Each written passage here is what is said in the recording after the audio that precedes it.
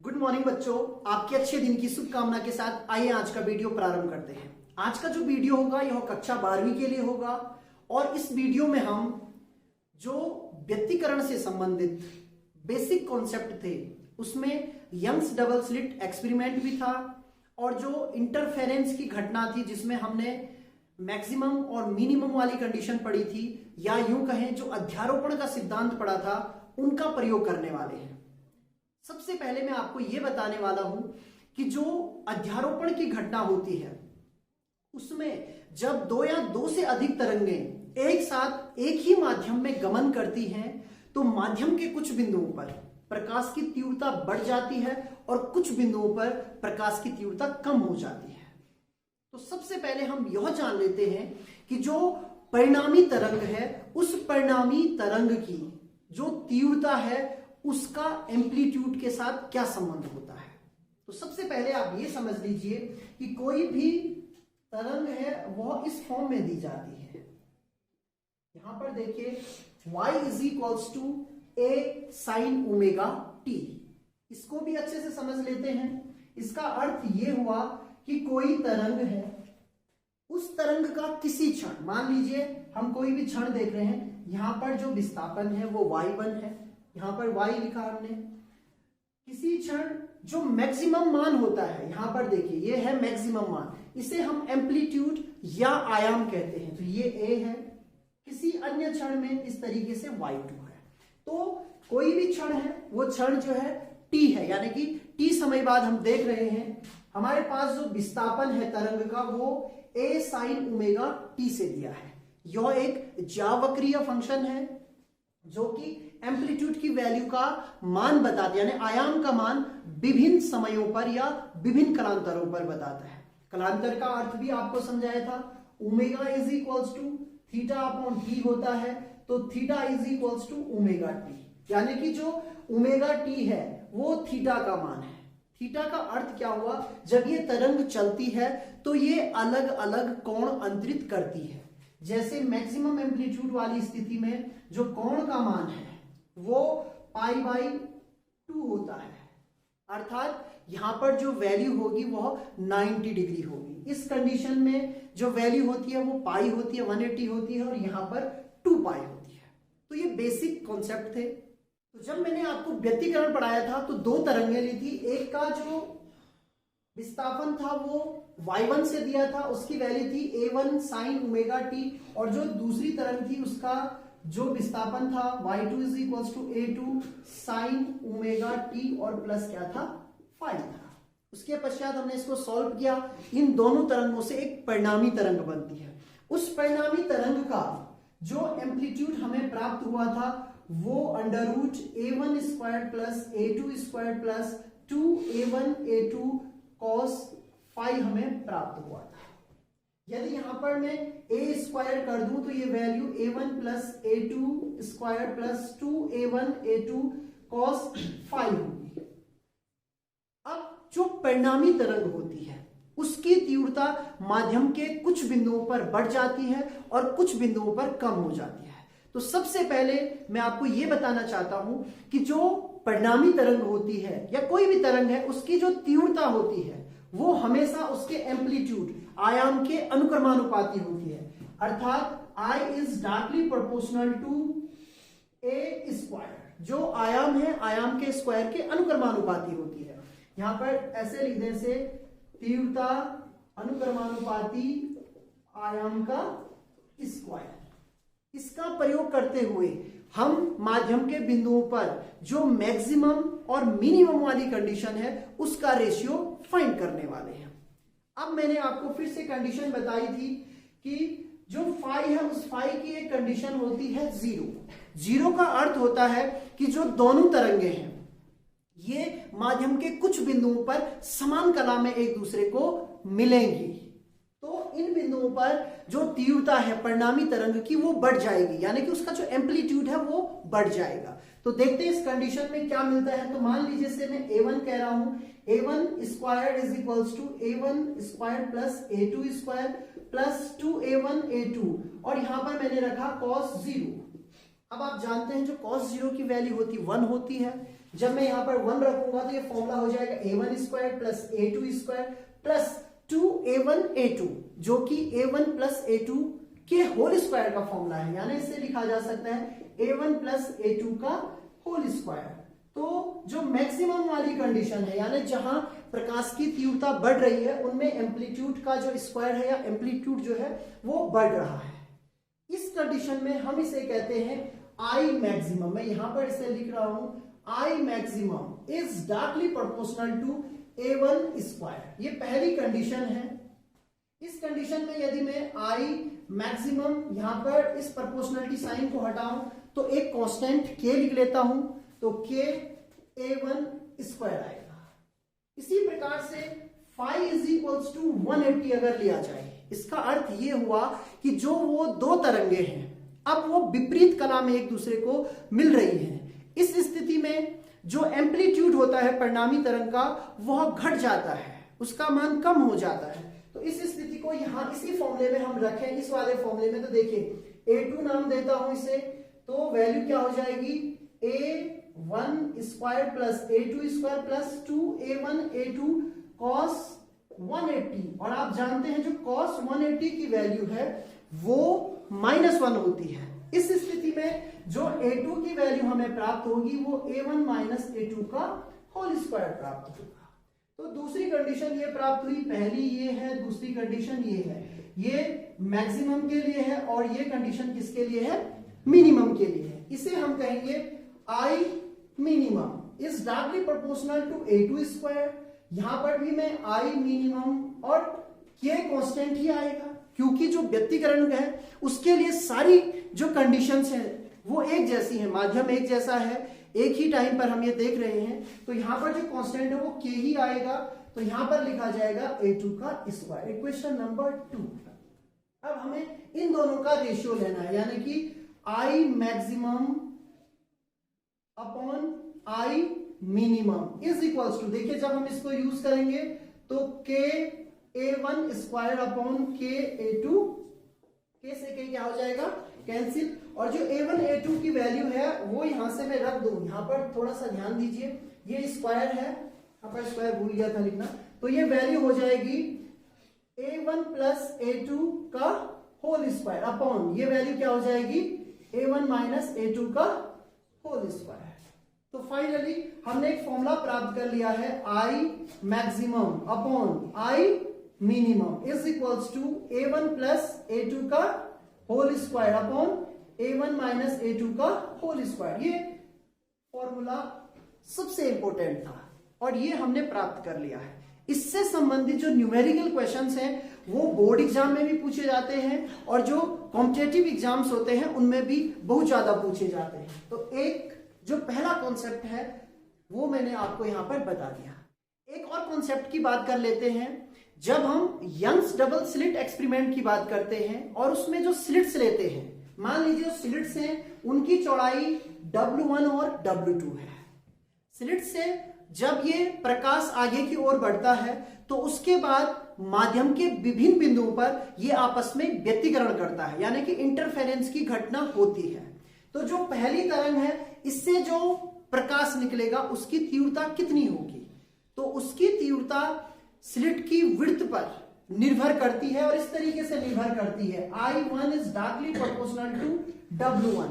इसका अर्थ यह हुआ कि जो प्रकाश की तीव्रता होगी वह स्लिट के चौड़ाई के अनुक्रमानुपाती होगी। ध्यान दीजिए, इसीलिए मैं यहां पर गैप ले रहा हूं कि आपको अच्छे से समझ में आ जाए।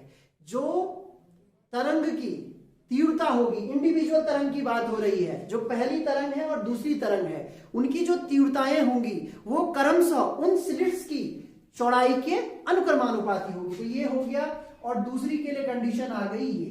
तो इससे भी एक कॉन्सेप्ट आ जाता है, I1 upon I2 is equals to W1 upon W2, यानी कि जो उनकी चौड़ाइयां हैं उनकी चौड़ाई के अनुपात के बराबर होता है। तो अब आज के वीडियो में हम न्यूमेरिकल क्वेश्चन सॉल्व करने वाले हैं जो कि अभी तक हमने जितने भी कॉन्सेप्ट पढ़े थे उन कॉन्सेप्ट से रिलेटेड हैं। तो अभी तक हमने जो कॉन्सेप्ट पढ़े हैं फटाफट उनका रिव्यू देख लेते हैं। आज मैंने स्टार्टिंग में जो आपको बताया, सबसे पहले बताया कि जो प्रकाश है उसकी तीव्रता वो I is directly proportional to होती है एम्पलीट्यूड के स्क्वायर के बराबर। ये कॉन्सेप्ट लगभग सभी वेव्स के लिए होता है, तो ये बहुत ही इंपॉर्टेंट कॉन्सेप्ट है, इसे आप हमेशा ध्यान रखिए। यहां पर हमने I मैक्सिमम और I मिनिमम का जो रेशियो फाइंड किया वो हमें प्राप्त हुआ A1 प्लस A2 का whole square upon A1 minus A2 का होल स्क्वायर। उसके बाद मैंने कहा जो इंटेंसिटी है यानी कि जो तीव्रताएं हैं उनका अनुपात जो स्लिट्स हैं उन स्लिट्स की चौड़ाइयों के अनुपात के बराबर होता है। तो इस कॉन्सेप्ट का भी हम यहां पर प्रयोग करने वाले हैं न्यूमेरिकल क्वेश्चंस में। और जो पिछले वीडियो थे मेरे उनमें मैंने आपको यंग्स डबल स्लिट एक्सपेरिमेंट जो करवाया था उसमें 3 कंडीशंस प्राप्त करी थी। ब्राइट फ्रिंज के लिए जो एनवी फ्रिंज थी उसके लिए फॉर्मूला आया था एल लैम्डा अपॉन डी। इसके बाद जो डार्क फ्रिंज थी उसके एनवी फ्रिंज के लिए कंडीशन आई थी 2n+1 lambda D upon 2d। और किसी भी फ्रिंज की चौड़ाई वो चाहे डार्क फ्रिंज हो, ब्राइट फ्रिंज हो या सेंट्रल फ्रिंज हो, सबकी चौड़ाई लैम्डा डी अपॉन डी होती है। तो इन सभी कॉन्सेप्ट को मैंने आपको पहले ही बता दिया है। आज हम इनसे संबंधित न्यूमेरिकल क्वेश्चन करने वाले हैं। तो यहां पर मैंने पहला न्यूमेरिकल लिया है जिसे मैंने शॉर्ट फॉर्म में लिखा हुआ है। पूरा क्वेश्चन मैं एक्सप्लेन कर रहा हूं और वीडियो में इसे एडिट करके आपको क्वेश्चन बता भी दूंगा। सबसे पहले जो भी क्वेश्चन मैं यहां पे ले रहा हूं, क्योंकि मैं कुछ ही क्वेश्चन लेने वाला हूं, वो क्वेश्चन इंपॉर्टेंट है, बोर्ड परीक्षाओं में पूछे गए हैं, साथ में उनमें स्पेशल जो कॉन्सेप्ट होते हैं उनका प्रयोग किया गया है। तो जो पहला क्वेश्चन है वो इस तरीके से दिया गया है कि यंग्स डबल स्लिट एक्सपेरिमेंट में जो स्लिट्स हैं उनकी विड्थ यानी कि उनकी जो चौड़ाइयां हैं उन चौड़ाइयों का अनुपात दिया गया है 4:9 और हमें पूछा गया है कि जो I मैक्सिमम है I मिनिमम है उसका रेशियो बताना है। अब हम क्या जानते हैं, हम जानते हैं कि जो यंग्स डबल स्लिट एक्सपेरिमेंट था उसमें पहली स्लिट यहां बनती है, दूसरी स्लिट यहां होती है और ये पर्दा होता है जिस पर की फ्रिंजेस बनती हैं। तो यहां पर I मैक्सिमम और I मिनिमम का रेशियो पूछा गया है।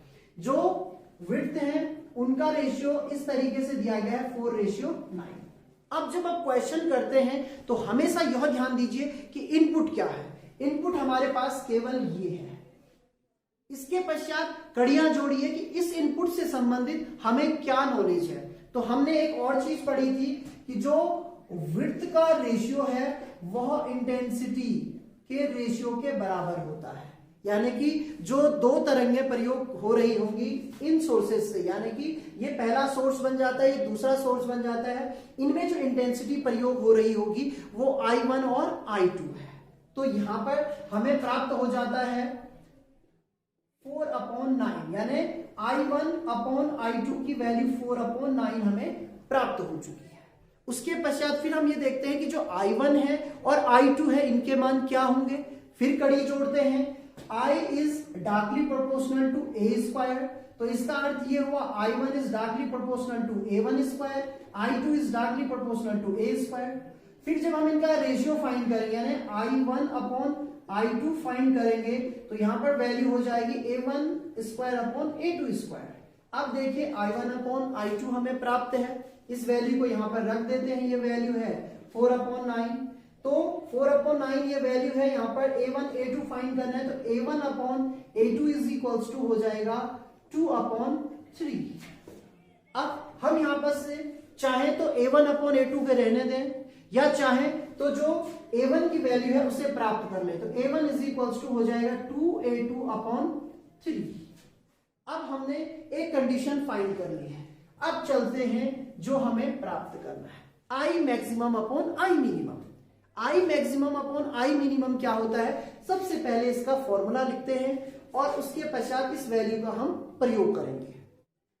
तो हम जानते हैं जो I maximum upon I minimum का फॉर्मूला था वो था A1 प्लस A2 का whole square upon A1 minus A2 का होल स्क्वायर। यहां पर वैल्यू रखते हैं A1 की, देखिए A1 इज इक्वल्स टू है 2A2/3 प्लस A2 का whole square upon 2A2/3 minus A2 का होल स्क्वायर। अब अब यहाँ पर आपको केवल इस इक्वेशन को सॉल्व करना है। सॉल्व करने के बाद आपको आंसर आसानी के साथ प्राप्त हो जाएगा। तो आप इसे सॉल्व कीजिए। यहाँ पर सॉल्व इस तरीके से किया जाएगा, 2a2 प्लस 3a2 अपॉन 3 हो जाएगा, इसका होल स्क्वायर हो जाएगा। ठीक इसी तरीके से नीचे भी सॉल्व कीजिए, 2a2 माइनस 3a2 अपॉन 3 हो जाएगा और इसका भी होल स्क्वायर हो जाएगा। यानी कि आपने 3 को एलसीएम लिया और इसको सॉल्व किया। ये फिजिक्स का पार्ट नहीं है। जो क्वेश्चंस हैं उन क्वेश्चंस में यहां तक बेसिक कॉन्सेप्ट था। यहां के बाद जो भी चीजें करनी है वो सारी की सारी कैलकुलेशन से रिलेटेड है। इसीलिए मैं बार बार कहता हूं कि जो कैलकुलेशन है उसकी जो बारीकियां हैं वो बहुत अच्छे तरीके से आपको पता होनी चाहिए। तो देखिए यहां पर 3 कैंसिल हो जाएगा, 2 और 3 5 हो जाएगा। तो हमें प्राप्त हुआ 5a2 अपॉन ये माइनस a2 और इन दोनों का ही होल स्क्वायर हम लिख सकते हैं, क्योंकि ऊपर भी है नीचे भी है, दोनों में स्क्वायर ही है तो हम पूरे का स्क्वायर लिख सकते हैं। यहाँ पर a2 से a2 कैंसिल हो गया, उसके पश्चात 5 का स्क्वायर अपॉन -1 का स्क्वायर। इसका अर्थ ये हुआ 25 अपॉन 1। तो जो I maximum upon I minimum है उसका जो रेशियो है वो रेशियो हमें प्राप्त होगा 25:1। तो बहुत आसानी के साथ हमने इस प्रश्न को कर लिया है। यहां पर बहुत तरीके से ये क्वेश्चन पूछे जाते हैं।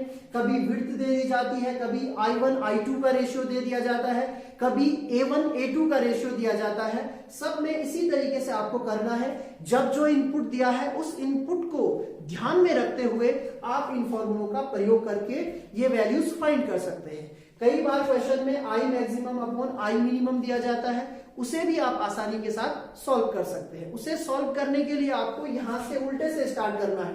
पहले I maximum upon I minimum, जैसे यही क्वेश्चन आ जाए तो 25:1 लिखना है। उसके बाद उसमें आपको A1 प्लस A2 का whole square upon A1 minus A2 का होल स्क्वायर 25/1 लिखना है। यहां से स्क्वायर हटाना है तो A1 प्लस A2 और A1 माइनस A2 अपॉन ये हो जाएगा 5/1।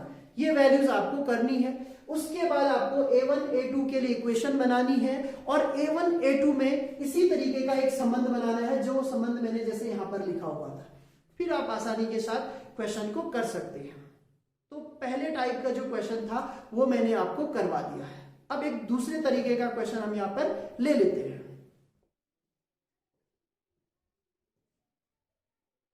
तो अब चलते हैं अपने दूसरे प्रश्न की तरफ। जो दूसरा प्रश्न है वह इस तरीके से दिया गया है, जो यंग्स डबल स्लिट एक्सपेरिमेंट है। यहां पर मैं फिर से फिगर के द्वारा आपको समझाता हूं। ये यंग्स डबल स्लिट एक्सपेरिमेंट है जिसमें स्लिट्स और पर्दे के बीच की जो दूरी है वो d है। जब पर्दे और स्लिट्स के बीच की दूरी d है तो जो फ्रिंज की चौड़ाई मिलती है, यानी कि जो ब्राइट फ्रिंज बनती है उसकी चौड़ाई हमें प्राप्त होती है 0.6 सेंटीमीटर।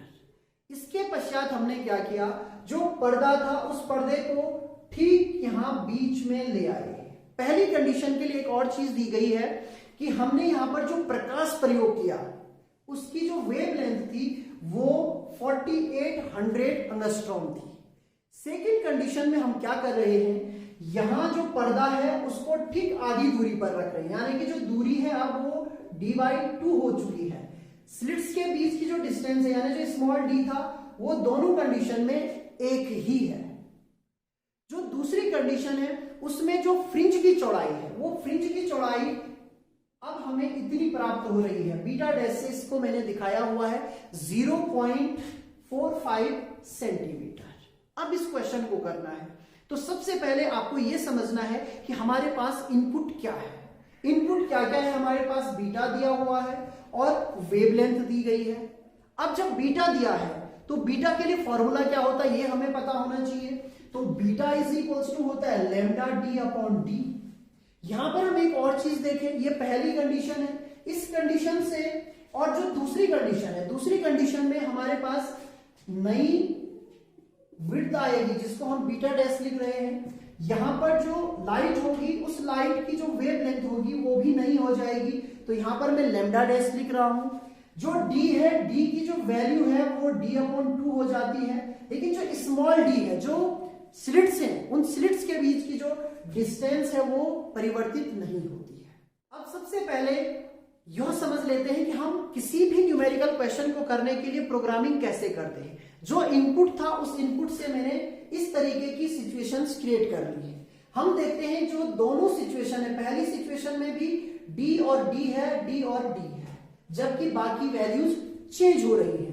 तो इसका अर्थ ये हुआ कि जो पहली सिचुएशन है यहां से हम डी बाई डी फाइंड कर लेते हैं, तो यहां से हमें डी बाई डी का वैल्यू मिलेगा ये वाला, इसे इक्वेशन नंबर 1 कहते हैं। यहां पर देखिए मैंने डी अपॉन डी की वैल्यू फाइंड की जो कि बीटा अपॉन लैम्डा मिली। सेम इससे भी हम फाइंड करने की कोशिश करेंगे, तो यहां कंडीशन क्या आएगी, या यहां पर हम फाइंड नहीं भी करते हैं इस वैल्यू में हम रख देंगे। तो देखिए यहां पर सिचुएशन क्या होगी, beta dash is equals to lambda D upon 2d। ये देखिए डी अपॉन डी हमें प्राप्त हो चुका है और ये डी अपॉन डी पहली सिचुएशन में आपको प्राप्त हुआ था, तो उस वैल्यू को आप यहां पर रख दीजिए। तो beta dash is equals to lambda by 2, यहां पर डी बाई डी की वैल्यू है बीटा अपॉन लैम्डा। तो देखिए सारी सिचुएशन आ गई है, बीटा हमारे पास दिया हुआ है, लैम्डा दिया हुआ है, लैम्डा डैश हमें फाइंड करना है और बीटा डैश दिया हुआ है। तो लैम्डा डैश की वैल्यू फाइंड करनी, तो lambda dash is equals to क्या हो जाएगा, 2 बीटा डैश, ये यहां मल्टीपल होगा, इनटू लैम्डा और अपॉन क्या हो जाएगा बीटा। तो जो सिचुएशन अब हमारे पास प्राप्त हो चुकी है, यहां पर lambda dash is equals to 2 beta dash into lambda upon beta. अब आप देख सकते हैं जितनी भी वैल्यूज हैं इन सब की न्यूमेरिकल वैल्यू हमारे पास ऑलरेडी दी हुई है। तो यहां पर हम जब वैल्यू रखेंगे 2 इंटू बीटा डैश दिया हुआ है 0.45 इंटू ये दिया है 4800 और अपॉन जो बीटा है वो दिया है 0.6 सेंटीमीटर। यहां पर एक और बात आपको ध्यान रखनी है, यहां पर मैंने सेंटीमीटर को चेंज नहीं किया है, एंगस्ट्रॉम को भी चेंज नहीं किया है। ये चेंज आप तब करते हैं जब जो मात्रकों की पद्धति है वो अलग अलग दी गई हो। यहां पर दोनों वैल्यू सेंटीमीटर में थी तो चेंज करने की आवश्यकता नहीं है। जो लैम्डा डैश हमें प्राप्त होगा वो एंगस्ट्रॉम में ही प्राप्त होगा। तो केवल आप इसको आप सॉल्व कीजिए। सॉल्व आप बहुत अच्छे तरीके से कर सकते हैं। यहां पर इससे कैंसिल कर दीजिए 0.3 टाइम, फिर ये कैंसिल हो जाएगा 1.5 टाइम, फिर इसका इसके साथ मल्टीपल कर दीजिए तो lambda dash is equals to लगभग 7200 एंगस्ट्रॉम हमें प्राप्त होता है। तो यहां पर देखिए कितनी आसानी के साथ सिचुएशन को समझते हुए हमने इस क्वेश्चन का आंसर फाइंड कर लिया है। इसमें एक और बात जोड़ना चाहता हूं, किसी भी सिचुएशन को वो चेंज कर सकता है। मान लीजिए यहां पर वो दे देता है कि जो बीटा है यानी कि दोनों टाइम जो फ्रिंज की चौड़ाई है वो समान है, तो यहां पर आप इस कंडीशन में फिर से बीटा डैश नहीं लिखेंगे, केवल बीटा लिखेंगे और फिर भी आप कंडीशन को सॉल्व कर सकते हैं। या यहां पर और सिचुएशन दी जाती है तो सारी सिचुएशन को आप हैंडल कर सकते हैं। एक क्वेश्चन करने के साथ उसमें जितनी भी चीजें आती हैं उन सब को आप अननोन मानते हुए सॉल्व कर सकते हैं। केवल आपको यह देखना है कि किस सिचुएशन में इनपुट क्या दिया है और हमें आउटपुट क्या निकालना है। तो एक और क्वेश्चन ले लेते हैं और कॉन्सेप्ट से रिलेटेड। एक और क्वेश्चन यहां पर लिया है, मैं क्वेश्चन को आपको समझा देता हूं। यंग्स डबल स्लिट एक्सपेरिमेंट से रिलेटेड ही क्वेश्चन है। यहां पर गिवन है कि जो स्लिट्स हैं, यहां पर इसका फिगर बना लेते हैं तो और अच्छे तरीके से आपको समझ में आ जाएगा। यहां पर ये 2 स्लिट है और ये पर्दा है। जो स्लिट्स हैं उनके बीच की distance d is equals to दिया है 0.03 सेंटीमीटर, यानी कि हमारे पास जो स्लिट S1 और S2 होती है उनके बीच की डिस्टेंस दी गई है।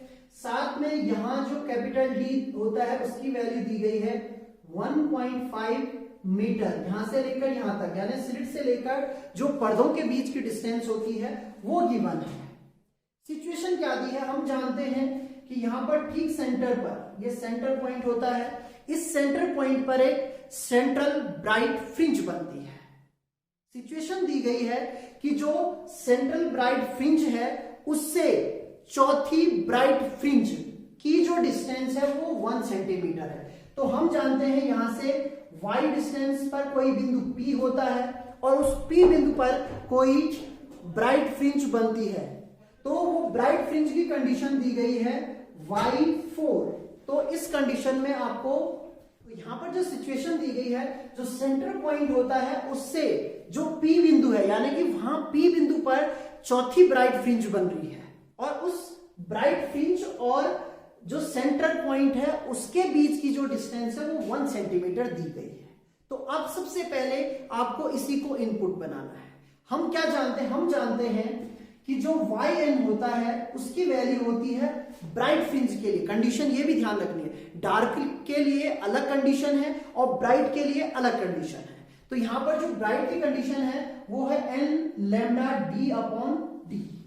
अब सिचुएशन क्या है आपके पास, वो मैंने आपको समझा दी है कि जो n की वैल्यू है n इज इक्वल्स टू 4 दिया है ब्राइट फ्रिंज के लिए। तो यहां पर आप y4 लिखेंगे, यहां पर 4 आ जाएगा, लैम्डा d अपॉन d आ जाएगा। अब आप देखिए लैम्डा आपको यहां पर फाइंड करना होगा, क्यों? क्योंकि y4 की वैल्यू ऑलरेडी 1 सेंटीमीटर दी गई है, यहां पर d दिया हुआ है, d दिया है। तो बहुत इजी क्वेश्चन है, अपने आप ही आपको पता लग जाता है कि कौन सी चीज आपको यहां पर फाइंड करनी है। तो लैम्डा की वैल्यू फाइंड करने के लिए आप क्या लिखेंगे? Lambda is equals to y4 into d upon 4d। तो अब आपके पास जो लैम्डा है उसके लिए एक अलजेब्रिक एक्सप्रेशन आपको मिल चुका है, यानी कि ये सारी वैल्यूज में एक फंक्शन मिल चुका है। अब आप जानते हैं y4 की वैल्यू गिवन है, d की वैल्यू गिवन है और कैपिटल D की वैल्यू भी गिवन है, यानी कि आपको सारी सिचुएशंस दी गई है, आपको इस फॉर्मूले में अब वो मान रखने हैं। तो देखिए बहुत अच्छे तरीके से हम इसे कर सकते हैं। जो y4 है वो 1 सेंटीमीटर है, तो इसे आप 10 टू द पावर -2 लिख सकते हैं। अब यहां आप चेंज करेंगे क्योंकि आपके पास एक वैल्यू 1.5 मीटर में दी गई है, तो यहां आपको सेंटीमीटर को चेंज करना है, साथ ही जो वैल्यू आएगी फिर वो भी चेंज होके आएगी। तो देखिए किस किस को हम चेंज करते हैं। यहां पर 10 टू द पावर -2 क्यों लिखा, ये भी आपको समझ में आना चाहिए। जब आप सेंटीमीटर को मीटर में चेंज करेंगे तो 100 से डिवाइड करते हैं, तो उसे माइनस में लिखा जाता है।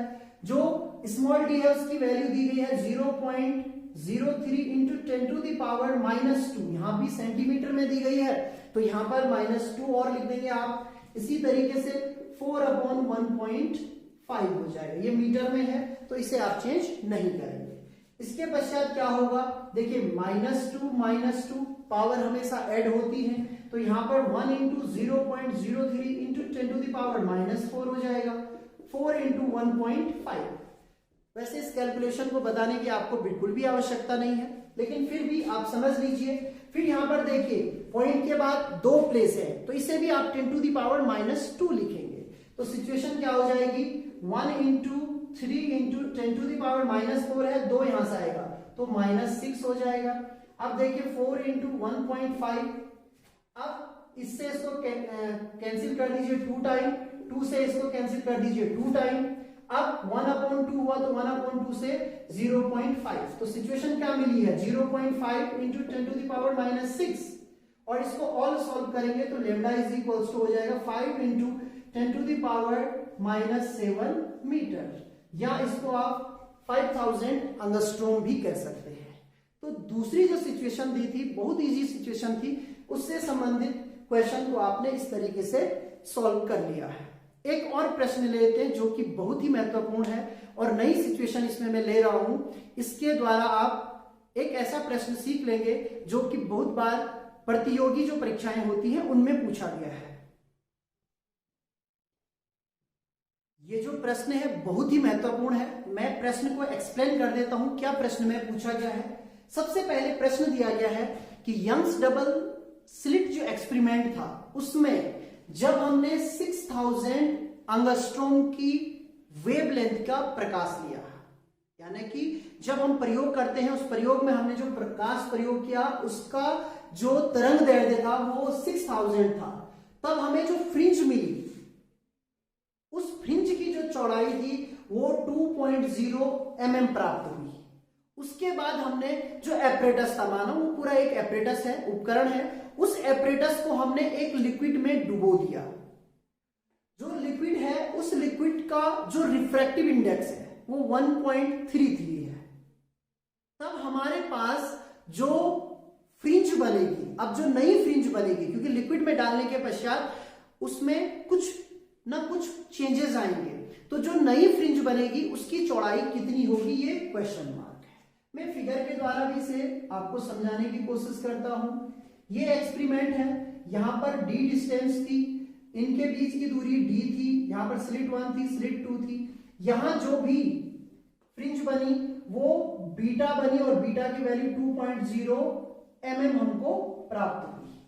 पहली सिचुएशन में जो हमने लाइट ली वो 6000 एंगस्ट्रॉम की थी। उसके बाद हमने इस पूरे एपरेटस को एक लिक्विड में डाल दिया। इस तरीके से मैं दिखा रहा हूं, ये लिक्विड है। इस लिक्विड का जो रिफ्रैक्टिव इंडेक्स है वो 1.33 है। अब जो फ्रिंज बनेगी उसकी चौड़ाई चेंज हो जाएगी, तो वही हमें फाइंड करना है। सबसे पहले हमारा जो एपरेटस था वो या तो वायु में था या निर्वात में था। उस टाइम पे जो फ्रिंज की चौड़ाई है उसके लिए फॉर्मूला होता है लैम्डा d अपॉन डी। पहली सिचुएशन। दूसरी सिचुएशन, जब हम इसको लिक्विड में डालेंगे तो उस टाइम पे आपको एक कॉन्सेप्ट मैंने अपने पिछले वीडियो में बताया था, वो ये है कि जो प्रकाश है उसकी वेवलेंथ अब चेंज होती है और जो नई वेवलेंथ आपको प्राप्त होती है, अलग से देखिए, वो होती है lambda dash upon lambda upon mu. ये रिलेशन है, ये नई तरंग दैर्ध्य है, ये पहले प्रकाश की तरंग दैर्ध्य है जो निर्वात में है, और जो म्यू है वह रिफ्रैक्टिव इंडेक्स है। यानी कि रिफ्रैक्टिव इंडेक्स से हम उसे क्या कर देते हैं, डिवाइड कर देते हैं। ये सिचुएशन है, तो beta dash is equals to क्या हो जाएगा, लैम्डा की जगह पर आप लैम्डा डैश प्रयोग करेंगे, डी बाकी चीजों में प्रयोग, कोई भी चेंज नहीं हो रहा है, तो यहां पर ये वैल्यू आ जाएगी और अपॉन क्या आ जाएगा, टी। यहां पर लैम्डा डैश की वैल्यू यदि आप सब्स्टिट्यूट कर दें तो lambda D upon mu D. तो नई जो सिचुएशन है उसमें आपके पास लैम्डा अपॉन म्यू, लैम्डा पहले से था, अपॉन में म्यू आ गया, डी अपॉन डी। सारी सिचुएशन आपके सामने आ चुकी है।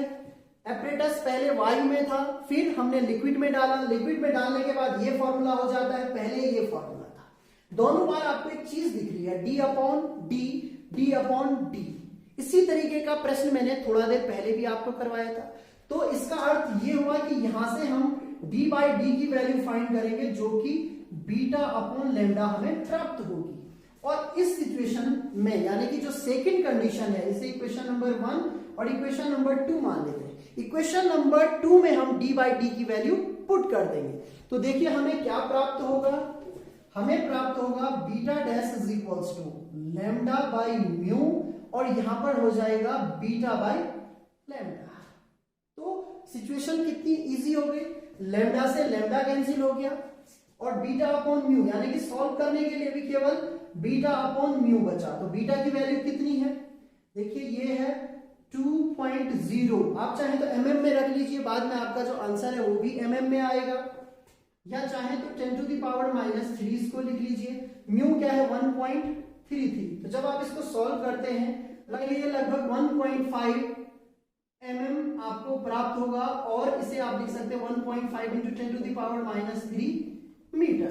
तो बहुत इजी तरीके से आप सॉल्व कर सकते हैं। देखिए जो लैम्डा था उसका भी यहाँ पर यूज नहीं हुआ है। तो कई बार क्वेश्चन में इस तरीके से घुमा के आ जाते हैं क्वेश्चन जिनमें आपको ये यूज ही नहीं करना है, लैम्डा ना भी दिया हो तब भी आप इस क्वेश्चन को कर सकते हैं। तो बहुत आसानी के साथ आपने उस लिक्विड में फ्रिंज की चौड़ाई ज्ञात कर ली है। यदि यहां पर ये सिचुएशन चेंज करता है, मैं बार बार आपको जो भी क्वेश्चन करवा रहा हूं उसके साथ एक और सिचुएशन बता रहा हूं। सिचुएशन ये है कि वो कहता है कि जो फ्रिंज की चौड़ाई है वो बिल्कुल चेंज नहीं हुई, वही रही।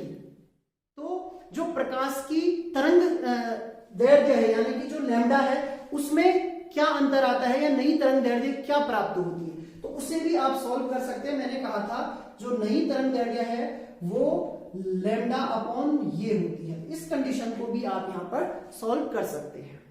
तो आज मैंने जो व्यतिकरण से संबंधित जितने भी बेसिक कॉन्सेप्ट थे उन सबको आपको बताया, और उम्मीद करता हूं कि आपको जरूर ये आंकिक प्रश्न समझ में आ गए होंगे।